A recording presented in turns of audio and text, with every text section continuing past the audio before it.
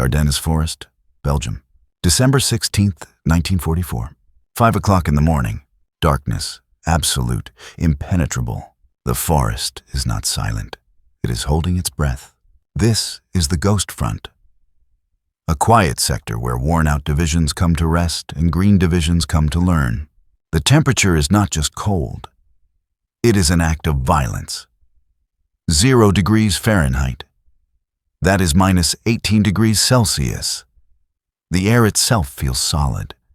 It enters the lungs like crushed glass. In a foxhole near the Schnee Eifel ridge, a private from the 106th Infantry Division tries to drink coffee. He pours it from a thermos into a tin cup. He waits 30 seconds. The liquid develops a skin of ice. He throws it away. The brown sludge hits the frozen ground with a clatter like a stone. The 106th. They call them the Golden Lions. They are new. They arrived here 5 days ago. They have never seen combat. Their boots are clean. Their uniforms are stiff. They believe the war is almost over. They believe the Germans are finished. They are wrong.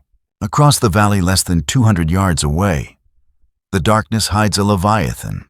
Field Marshal Walter Model has assembled an army of ghosts. Army Group B, 200,000 men, 1,800 tanks, 1,900 artillery pieces. They are waiting for a single word, code word, Herbstnebel, autumn mist, 5:30 in the morning. The command is given.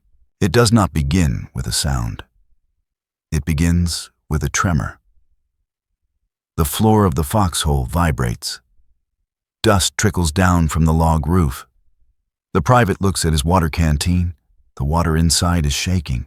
Then, the sky ignites. The horizon to the east vanishes. It is replaced by a continuous sheet of artificial lightning. 1,900 guns fire at once. The physics of the atmosphere collapse. The air pressure drops instantly. Eardrums are compressed inward until they feel ready to burst.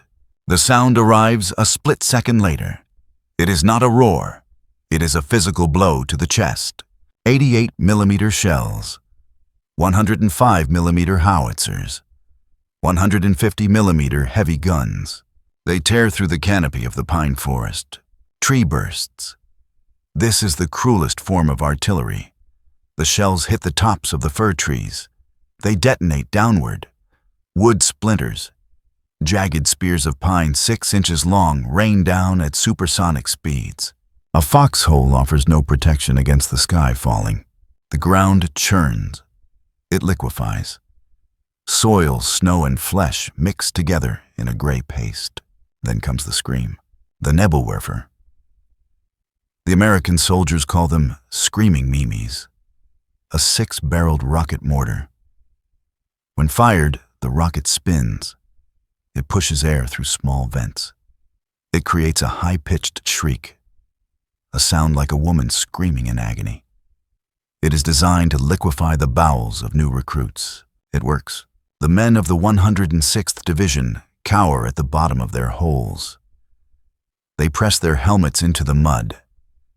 They pray to a god who seems to have left Belgium. Communication lines are severed instantly. The wire cables running back to headquarters are shredded by shrapnel. No radios, no telephones. The 99th Infantry Division, the 28th Infantry Division. They are blind, they are deaf. They are isolated islands in a sea of fire. 6 o'clock in the morning. The barrage lifts. The silence returns, but it is brief. From the mist shapes emerge, white figures, infantry in snow camouflage. They move like specters. Behind them, the mechanical grinding of steel on ice. The engines of the 6th Panzer Army roar to life. Sepp Dietrich is coming. He is Hitler's former bodyguard, a butcher. He commands the elite 1st SS Panzer Division. His tanks are monsters. The Tiger II, the King Tiger, 68 tons of hardened steel. Front armor is 5.9 inches thick. The 88mm main gun can slice through an American Sherman tank from a mile away. The American Sherman tank, 30 tons, thin armor. It is a tin can compared to the Tiger. The King Tigers lurch forward. They crush the frozen saplings. They do not stop for trees. They drive over them. The sheer weight of the German offensive is a mathematical impossibility. Hitler has stripped the Eastern Front. He has scraped the bottom of the barrel. He has gathered every last drop of gasoline, every last round of ammunition. He calls it Unternehmen Wacht am Rhein, Operation Watch on the Rhine. His goal is Antwerp, to split the Allied armies in half, to drive a wedge of steel between the British and the Americans. But first they must roll over the young boys in the foxholes. A sergeant in the 99th Division looks through his binoculars. His hands are shaking, not from the cold. He sees the muzzle flash of a Panther tank. The shell hits a truck loaded with ammunition. A pillar of fire erupts. It turns the snow into steam. For a second, it is bright as noon. In that flash, the sergeant sees the truth. This is not a raid. This is not a skirmish. This is an avalanche. The German army is not dead. It has risen from the grave, and it is hungry. The American lines buckle. Strong points are surrounded. Entire regiments are swallowed whole. The 106th Division is disintegrating. Panic begins to spread. It moves faster than the tanks. It flows down the roads. It infects the rear echelons. Back at Supreme Headquarters in Versailles, they are drinking champagne. They are planning Christmas dinner. They think the war is won. They do not know that the door to hell has just been kicked open. They do not know that thousands of American boys are currently bleeding out on the white snow, their blood freezing before it can pool. The United States Army is facing its greatest disaster. They are losing. They need a miracle. But miracles in 1944 are not granted. They are forged. They need a weapon that is harder, colder, and more ruthless than the winter itself. They do not need a saint. They need a monster. And that monster is currently sitting in a warm room in Verdun, waiting for his phone to ring. Verdun, France. December 19th, 11 o'clock in the morning. Inside the squad room of a stone barracks, the air is thick. It is not cold here. It is suffocating. A pot-bellied stove glows red in the corner. It burns coal furiously. The room smells of wet wool uniforms, stale coffee, and the acrid blue smoke of Lucky Strike cigarettes. General Dwight D. Eisenhower paces the floor. His face is gray. Deep lines etch around his eyes. He has 5 stars on his shoulder, but at this moment he feels like a man watching his house burn down. On the wall, a large map. It tells a horror story. A massive red bulge protrudes into the blue Allied lines. It is 60 miles deep. It is 40 miles wide. The Germans are not just advancing. They are sprinting toward the Meuse River. If they cross it, the war is lost. Eisenhower stops pacing. He looks at his commanders. General Omar Bradley is there. Quiet, serious. General Jacob Devers is there. They are calculating logistics. They are reasonable men. They know the laws of physics. An army is a beast of burden. It is slow. To turn an entire army 90 degrees from heading east to heading north is a maneuver that takes weeks. The door opens. The atmosphere shifts. The air seems to tighten. Lieutenant General George S. Patton, Jr. enters. He does not look like a man who has been at war. He looks like he has been to a tailor. His jacket is pressed. His trousers are creased sharp enough to cut paper. His helmet is lacquered and polished to a mirror shine. Around his waist, a leather belt. And in the holster, an ivory-handled Colt .45 revolver. He is theater. He is ego. He is magnificent. Eisenhower points to the map. He points to the town of Bastogne. It is a critical road junction. It is currently surrounded. George, Eisenhower says. His voice is tight. I want you to go to Luxembourg. I want you to take charge of the battle. When can you attack? The other generals hold their breath. They have done the math. To attack the German flank means disengaging from the Saar front. It means turning 3 divisions around. It means moving 133,000 vehicles over icy roads. It means pivoting an entire army corps in the middle of a blizzard. Bradley thinks 4 days, maybe more. Devers thinks a week. Patton walks to the map. He does not hesitate. He does not consult a notebook. He turns to Eisenhower. 48 hours, Patton says. The silence in the room is instant. It is heavy. Then a sound. A nervous chuckle. One of the British officers laughs. He thinks it is a joke. It has to be a joke. Patton does not smile. His eyes are blue ice. Overker Hostak, I can attack on the morning of December 22nd, Patton says. With 3 divisions. The 4th Armored Division. The 26th Infantry Division. The 80th Infantry Division. Eisenhower frowns. Don't be fatuous, George. If you attack that early, you won't have the strength. You will be going in piecemeal. My men can eat their belts. Patton snaps. But my tanks have to have gas. He is not bluffing. What the men in the warm room do not know is that Patton has already moved. Before he even stepped into this room, he called his staff. He gave a code word. Play ball. While these generals were drinking coffee, Patton's staff was already tearing down telephone lines. They were already turning signposts. Patton leans forward. The smoke from his cigar curls around his face. I am not asking for permission, Ike. I am telling you what I am going to do. Eisenhower looks at him. He sees the madness, but he also sees the fire. This is not the time for safe generals. This is the time for a gambler, Go Eisenhower says. Patton salutes, sharp, crisp. He turns on his heel. His polished riding boots strike the wooden floor. A hard, rhythmic cadence. He walks out of the warmth. He walks out into the snow. He has just made a promise that physics says is impossible. He has just signed the death warrant for the sleep of 20,000 truck drivers. He climbs into his Jeep. The wind howls. The beast is loose. And it is turning north. Private First Class Joe Rossi is 19 years old. He is from Brooklyn. He has not seen Brooklyn in 2 years. Right now, he is curled up in the cab of a GMCC CKWW 2.5-ton truck. They call it the Deuce and a Half. The engine is off to save gas. The metal of the cab is colder than the air outside. It sucks the heat out of his body.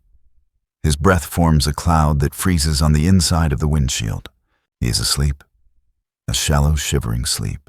He dreams of a diner on Flatbush Avenue. He dreams of hot coffee. He dreams of a girl named Maria. A fist hammers against the truck door. The sound is violent. Metal on hollow metal. The dream shatters. Maria vanishes. The cold rushes back in. Rossi jerks up. His neck is stiff. His eyes burn. A sergeant stands outside in the snow. A flashlight beam cuts through the dark. Wake up, Rossi, move out. Rossi rolls down the window. The handle is stiff with ice. Where to Sarge? Are we going back to Metz? Are we getting those showers? The sergeant spits on the ground. Turn it around, we are heading north. North. Rossi blinks. North is not the rear area. North is Luxembourg. North is the Ardennes. Sarge, my tires are bald. This rig slides on wet grass. You want me to drive on ice? I don't care if you have to carry the damn truck on your back.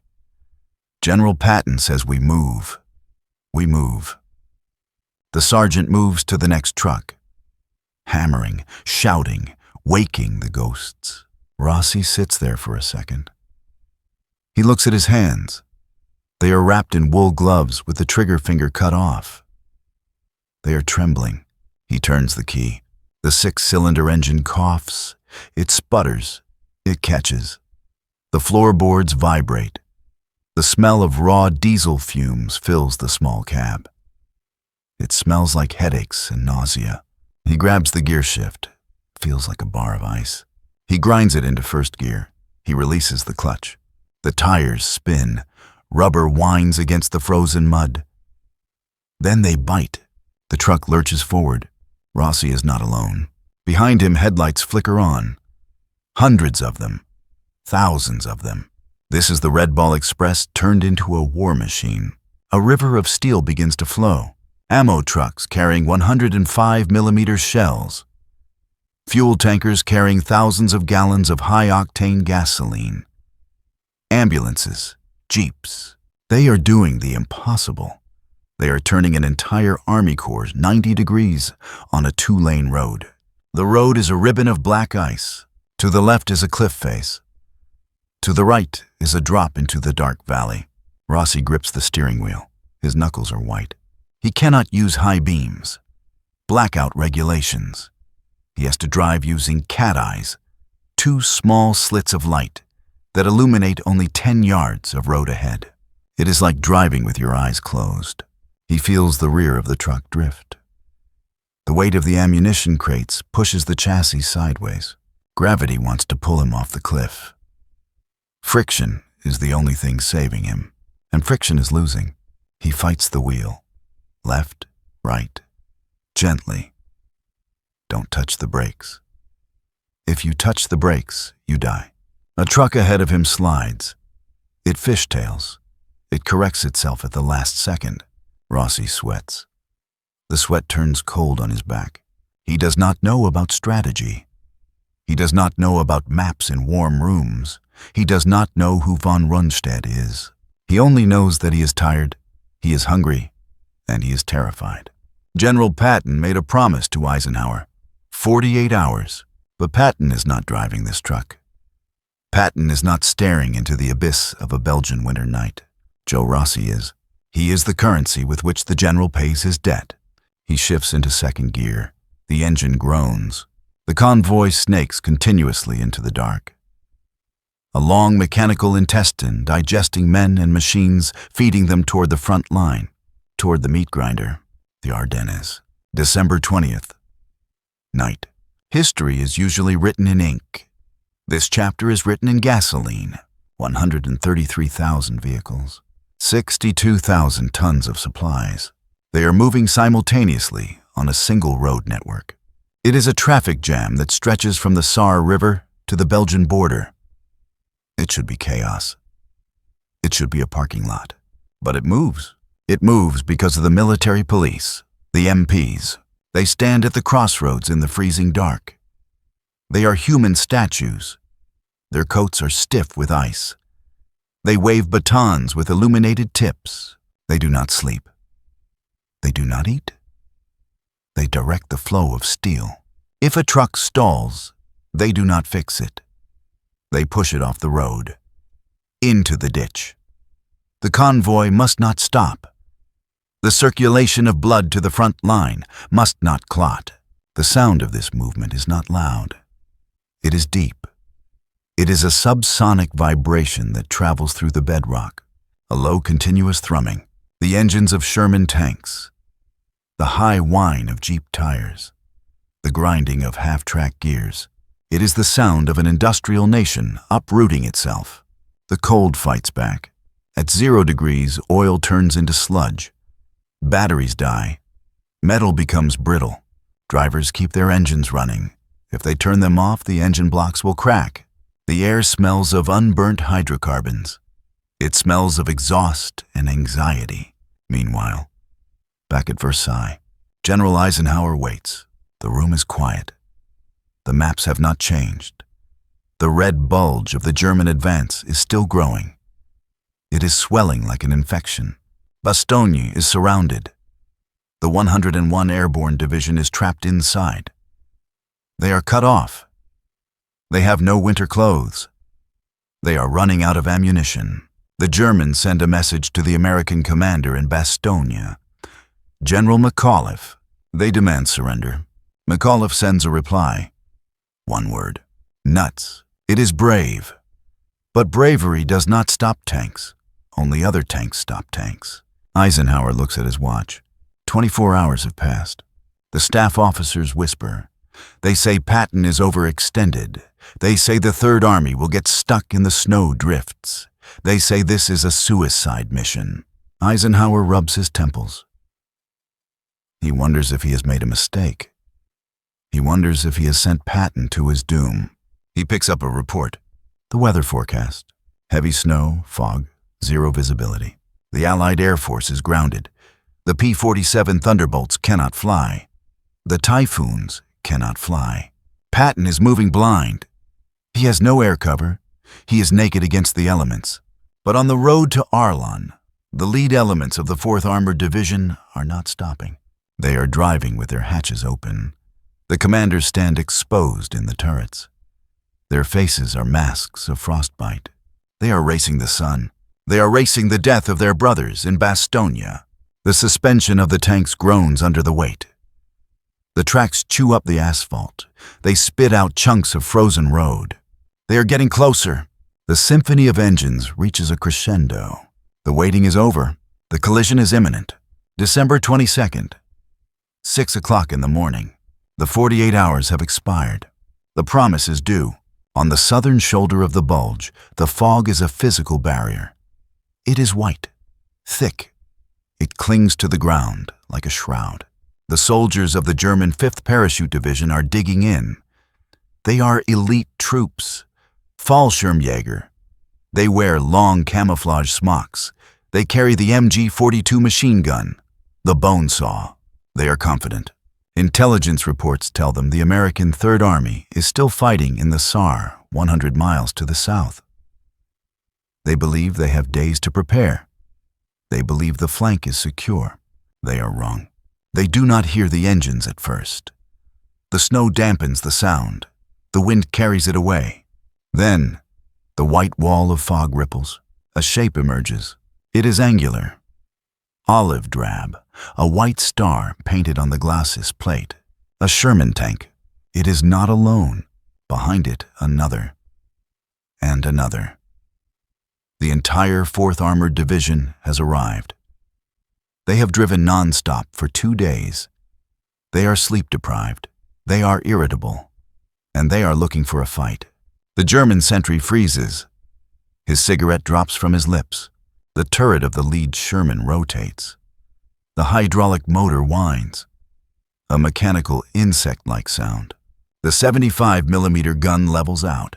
The air in front of the muzzle compresses. The shell leaves the barrel at 2,000 feet per second. The impact is instantaneous. A German half-track disintegrates. It does not just break apart, it unravels. Steel plates are ripped from their rivets. The fuel tank ruptures. A sphere of orange fire expands into the gray mist. It consumes the oxygen. It turns the frost on the nearby trees into steam. The silence of the Ardennes is murdered. Contact tank front.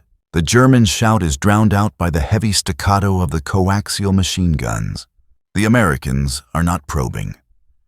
They are not testing the line. They are assaulting. General Patton has given a simple order. Drive like hell. The chaos spreads instantly. At the village of Chaumont, the fighting becomes hand-to-hand, tank-to-tank. A German Panther tank rotates its long gun. It is a Predator. Its 75mm high-velocity cannon is superior to the Sherman. It can kill from a mile away, but here the range is 10 yards. The Panther fires. The shell strikes the turret of a Sherman. It does not penetrate. It glances off the rounded cast steel. It screams into the sky like a banshee. The Sherman gunner does not miss. He fires a white phosphorus shell. The Willie Pete. It hits the Panther's tracks. The chemical bursts. White smoke burning at 5,000 degrees Fahrenheit sucks into the German tank's ventilation system. Inside the Panther, the crew begins to choke. Their lungs burn. They cannot see. They bail out. As they climb out of the hatches, the American infantry is waiting. The M1 Garand rifles bark. 8 rounds. Ping. The clip ejects. Reload. Bodies drop into the slush. The snow turns pink, then red, then black. This is not a battle of strategy. This is a brawl. It is a collision of kinetic energy. The sheer violence of the American assault catches the Germans off guard. They expected cautious tactics. They expected artillery preparation. Instead, they got a blitzkrieg in reverse. Patton is attacking with 3 divisions abreast. The 26th Infantry Division on the right. The 80th Infantry Division on the left. The 4th Armored in the center. They are a sledgehammer swinging in the dark. In the command half-track radio chatter explodes. Sir Fox 1, this is Fox 6. We have crossed the line of departure. Target destroyed. Moving to phase line blue. I keep moving. Do not stop for prisoners. Keep moving. The momentum is terrifying. A young German soldier, no older than 17, hides in a cellar. He clutches a Panzerschreck anti-tank weapon. He hears the treads grinding above him. The ceiling shakes. Dust falls into his eyes. He realizes the truth. The Americans are not tired. They are possessed. Above ground, the heat of the burning vehicles melts the frozen mud. The road becomes a quagmire of oil and blood. The smell is distinct. It is the smell of burning rubber, burning paint, and roast meat. Patton is not there physically. He is miles away in his headquarters. But his spirit is in every turret. He has injected his own ferocity into the veins of these men. He demands speed. He demands violence of action. He knows that every minute wasted is a minute the men in Bastogne do not have. The German line begins to buckle. It bends. But it does not break. Not yet. Reinforcements are rushing in. The 5th Panzer Army is turning its head. The giant is waking up. It realizes it is being stabbed in the side. The resistance stiffens. The easy part is over. Now comes the grinding. The battle moves from the open roads into the woods. Into the dark, frozen forests, where the trees grow close together, where tanks cannot go, where men must kill each other with bayonets and entrenching tools. The inferno has begun. The Ardennes Forest, December 23rd. The battle has left the roads. It has entered the trees. Here the tank is no longer king. The trees are too thick. The ground is too uneven. This is the domain of the infantryman, and the domain of the frost. The enemy is no longer just the German soldier in gray wool. The enemy is the physics of the planet. Temperature drops to -5 degrees Fahrenheit. That is -20 degrees Celsius. At this temperature, war changes its rules. A soldier touches the receiver of his Browning automatic rifle with a bare hand. The moisture on his skin freezes instantly. It bonds to the steel. He pulls his hand away. The skin remains on the metal. A raw red patch of flesh is left behind. It does not bleed. The cold cauterizes it immediately. Medic Thomas Bevan tries to save a wounded man. The soldier has a shrapnel wound in the thigh. Bevan reaches for a plasma bottle. It is shattered. The liquid inside has frozen expanded and burst the glass. He reaches for a morphine syrette. The needle is blocked. The fluid is a solid block of ice. Bevan has to put the morphine in his own mouth.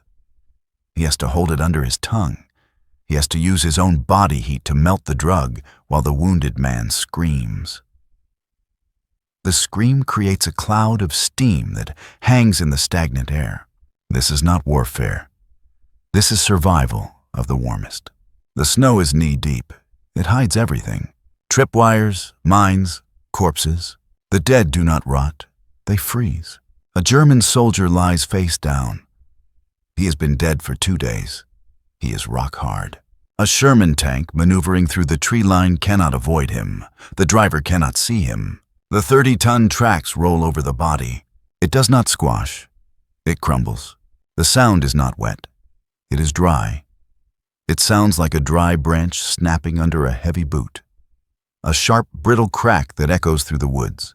The young soldiers inside the tank hear it. They know what it is. They stare at the floor of the tank.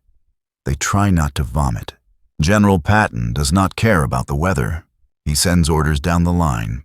Attack, attack, attack. I don't care if you have to crawl on your bellies. Keep moving. He orders night attacks. This is unheard of in these conditions. Men fall asleep while walking.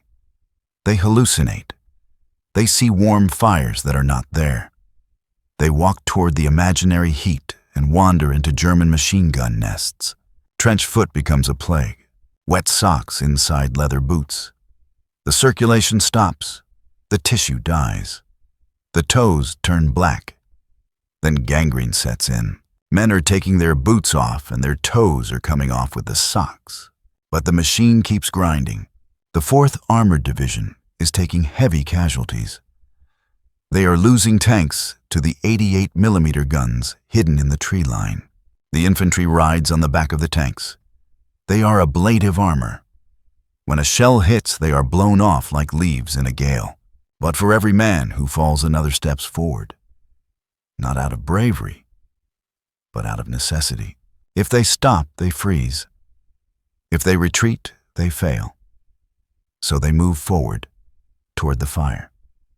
Because the fire is the only place where it is warm enough to feel anything, even if what they feel is death. Patton has turned the Third Army into a meat grinder. He is feeding his own men into the hopper to jam the gears of the German war machine. It is brutal, it is efficient, and it is working. They are 5 miles from Bastogne, but those 5 miles are the longest miles on Earth. Luxembourg City, December 22nd, afternoon. The enemy is no longer the Germans. The enemy is the sky. A low-pressure system hangs over the Ardennes like a wet wool blanket. Thick, gray, impenetrable. Visibility is 0. The United States Army Air Force is the most powerful weapon on Earth, but today it is useless. Thousands of P-47 Thunderbolts sit on runways in England and France. Their propellers are still. Their wings are covered in frost. Without air cover, Patton is fighting with one hand tied behind his back. His tanks are blind.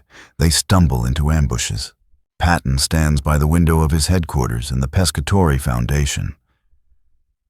He looks at the gray soup outside. He is furious. He believes he is fighting a holy war, and he believes God is slacking off. He turns to his aide. "Get me the chaplain." Colonel James O'Neill enters. He is the Third Army chaplain. He expects a request for a funeral service or a Christmas mass. Patton looks at him. His eyes are narrow. The chaplain, "I want you to publish a prayer for good weather." O'Neill blinks. "Sir, I am tired of these soldiers having to die because we cannot see the targets. I want a prayer to clear this fog. I want the Lord to give us 4 clear days so we can kill Germans." O'Neill hesitates. He is a man of God. He is being asked to weaponize prayer, to ask the Almighty for favorable conditions to commit slaughter. "General, isn't that a bit unorthodox?" Patton stands up. He is 6 feet 2 inches of condensed aggression. "Harkyo, chaplain. Are you teaching me theology, or are you the chaplain of the Third Army? I want that prayer. And I want 250,000 copies printed. Every man in this army will pray tonight." It is a command. O'Neill leaves. He sits at a typewriter. He types, "Almighty and most merciful Father, we humbly beseech Thee. Grant us fair weather for battle." The printing presses run all night. December 23rd, dawn breaks, and the impossible happens. The meteorologists call it a high-pressure ridge moving in from the Atlantic. Patton calls it an answer. The clouds tear apart. The gray vanishes. For the first time in a week, the sun rises.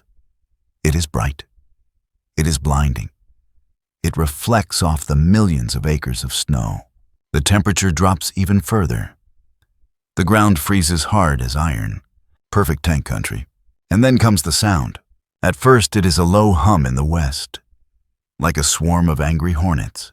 Then it grows. It becomes a roar that vibrates the chest cavities of every soldier on the ground. The sky turns black with silhouettes. The 8th Air Force, the 9th Air Force, the Royal Air Force. They are all here. C-47. Dakota transport planes appear over Bastogne. They fly low, slow. Hundreds of parachutes bloom in the sky. Red, yellow, blue. Ammunition, medicine, food. Inside the perimeter of Bastogne, the starving men of the 101 Airborne look up. They weep. They do not cheer. They are too weak to cheer. They just watch the manna fall from heaven. But outside the perimeter, the sky delivers something else. Hell. The P-47 Thunderbolts dive. They are the Jabos, the Jugs. 7 tons of flying death. They carry 8 50 caliber machine guns, 5-inch HVAR rockets, 500-pound bombs. They spot the German tank columns stuck on the narrow roads. The panzers are exposed against the white snow. They are black beetles on a white sheet. The pilots line up. They dive at 400 miles per hour. The rockets leave the rails with a trail of smoke. They strike the engine decks of the Panther tanks. The armor is thin there. The tanks do not just explode. They are eviscerated. Turrets are blown 50 feet into the air. German supply trucks, horse-drawn carts, infantry columns. There is nowhere to hide. The roads become slaughterhouses. The snow melts from the heat of the burning vehicles. The water runs down the ditches, mixed with oil and fluids. Patton walks out onto the steps of his headquarters. He puts on his sunglasses. He looks up at the contrails crisscrossing the blue sky. He smiles, a wolfish smile. He turns to his aide. The God is on our side. Now tell the 4th Armored to drive until their engines melt. The stalemate is broken. The sledgehammer has been given eyes. The relief force is now a juggernaut. They are 10 miles away. Then 8, then 5. The Germans are looking up in terror. The Americans are looking forward with grim determination. The prayer has been answered, but the price of the prayer is about to be paid in blood at the gates of Bastogne. December 26th, rise above the battlefield. 1,000 feet, 2,000 feet. Look down. The Ardennes is no longer a pristine white blanket. It is a diseased lung. Black scars cut across the landscape. They are the roads, but they are not roads anymore. They are graveyards of iron, miles of wreckage, smoldering trucks, overturned wagons, dead horses with stiff legs pointing at the sky, and tanks, hundreds of them, the pride of the Third Reich, the invincible King Tigers. The Panthers. They are silent. They were not destroyed by enemy fire. They were killed by a needle on a dashboard, empty. Hitler's gamble was built on captured gasoline. He bet he could steal American fuel dumps. He lost. On the ground, the retreat is a scene from the apocalypse. A German tank commander, Obersturmführer Hans Weber, stands next to his Tiger II. The tank is perfect. The armor is unscratched. The gun is loaded, but the engine is dead. Weber pats the cold steel of the hull. It is a gesture of farewell. Then he pulls the pin on a thermal grenade. He drops it into the breech of the gun. He runs. He does not run as a conqueror. He runs as a fugitive. Behind him, the grenade melts the breech block into a useless lump of slag. The German army is walking home. They leave behind their heavy coats to move faster. They leave behind their wounded. And behind them the Americans are coming. The 4th Armored Division. The 2nd Armored Division. They are not just advancing. They are hunting. They have heard the rumors. Malmedy, where the SS machine-gunned American prisoners in a field. The rage in the American tanks is colder than the snow. A jeep speeds down a forest track. Mounted on the back is a 50 caliber machine gun. The gunner spots a group of gray figures retreating through the trees. He does not ask for identification. He does not shout for surrender. He presses the butterfly trigger. The heavy bullets tear through the pine trunks. They turn wood and flesh into a spray of splinters and red mist. There is no chivalry here. This is the settling of a debt. Patton's order echoes in the headsets. Don't give them a chance to dig in. Keep them running. The roads are clogged with the debris of a broken army. American bulldozers are brought to the front, not to build roads, but to clear them. They push the German wreckage into the ditches. A Sherman tank drives past a pile of German equipment, helmets, gas masks, family photos dropped in the panic. The tracks grind them into the mud. From the air, the pilots see the congestion. The roads leading back to Germany are black rivers of men and machines. The P-47s return. They come in low, strafing runs.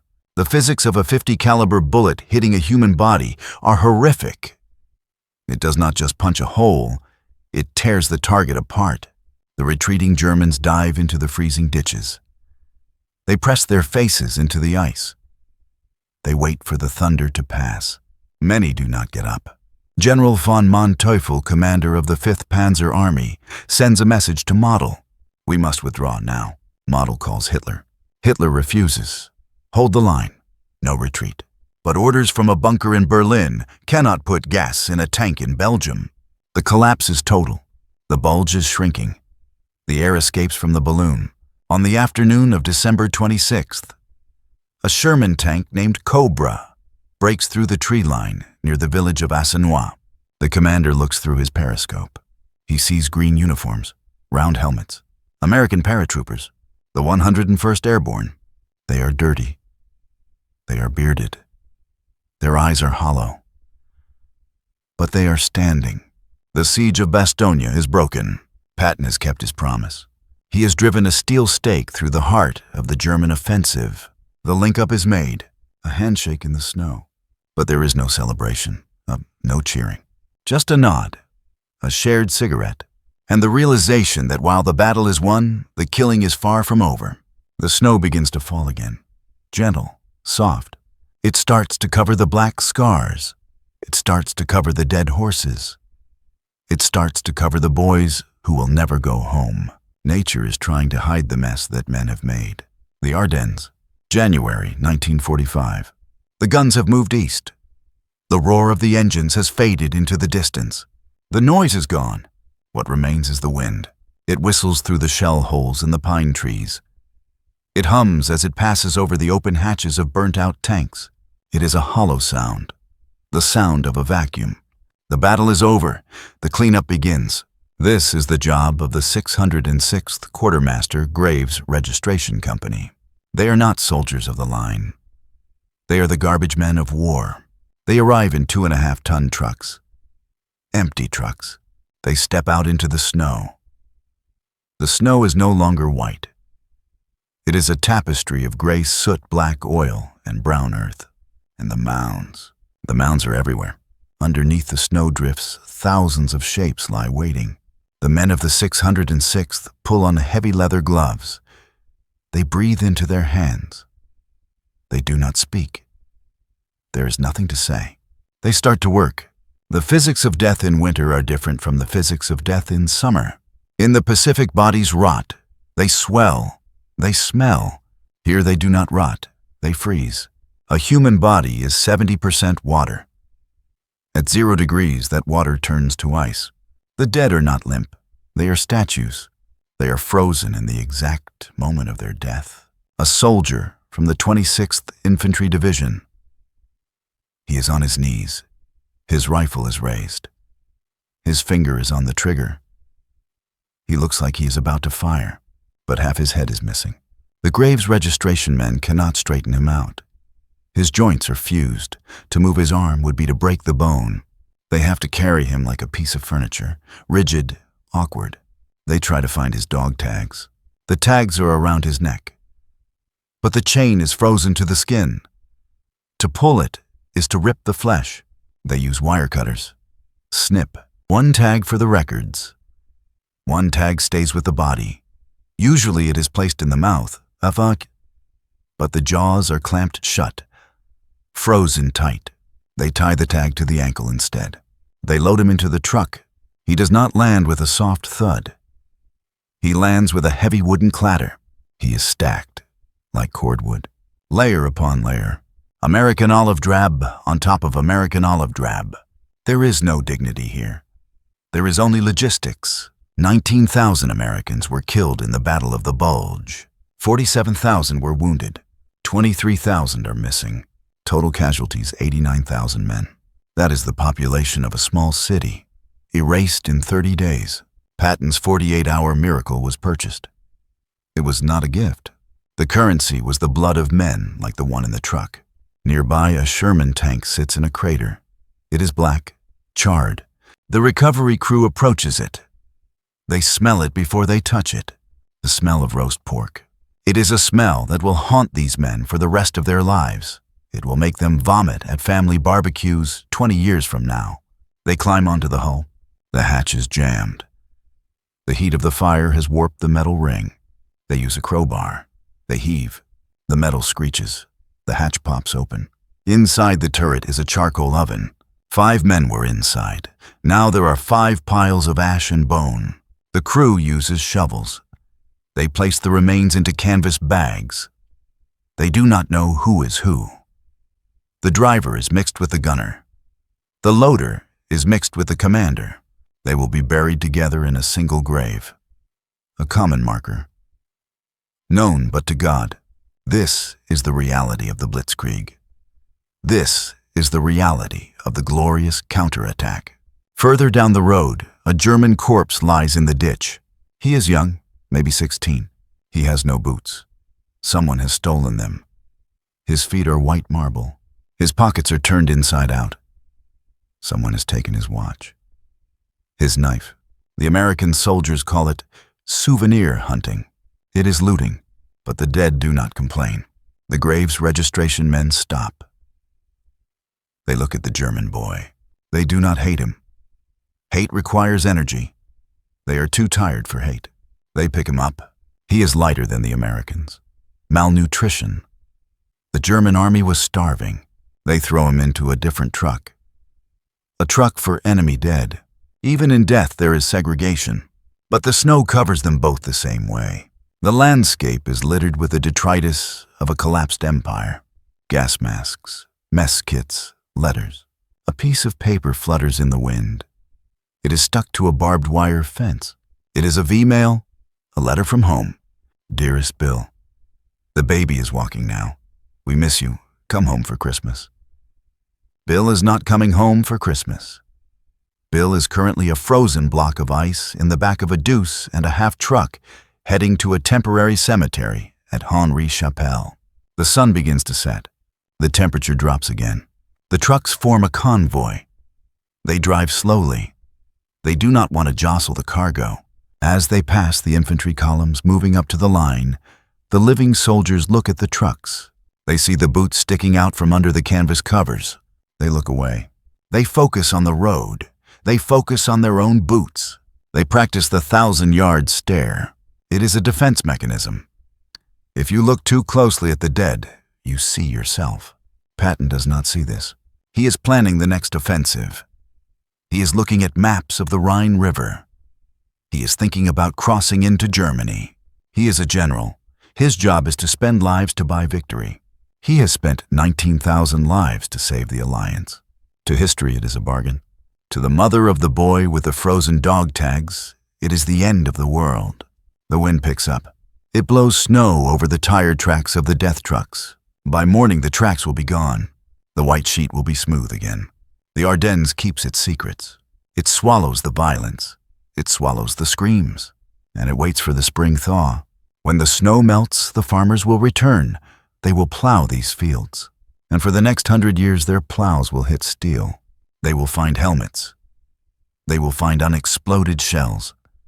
They will find the bones of the boys who obeyed the order to hold the line. This is the iron harvest. The crop that never stops growing. Luxembourg, January 1945. The cameras flash. The bulbs pop with a hiss of magnesium. General Dwight D. Eisenhower pins a medal on the chest of General George S. Patton, Jr., the Distinguished Service Medal. Patton stands tall. His helmet is polished. His breeches are perfect. He smiles. Eisenhower smiles too. But his eyes are tired. He is looking at a man who terrifies him. A few weeks ago in a smoke-filled room in Verdun, the other generals laughed. They thought Patton was a clown, a braggart, a liability. Today, nobody is laughing.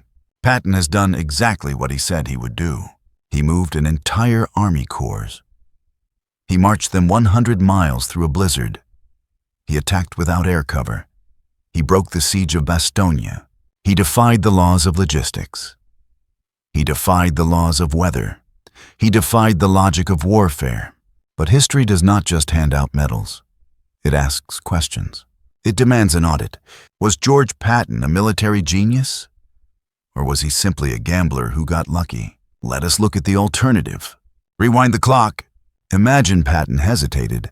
Imagine he listened to the prudent advice of his staff. Imagine he took 4 days to prepare instead of 2. What happens?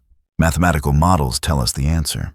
If the relief column arrives 24 hours later, the 101st Airborne runs out of ammunition. Bastogne falls. The German panzers roll through the town. They capture the road network. They refuel from American stocks.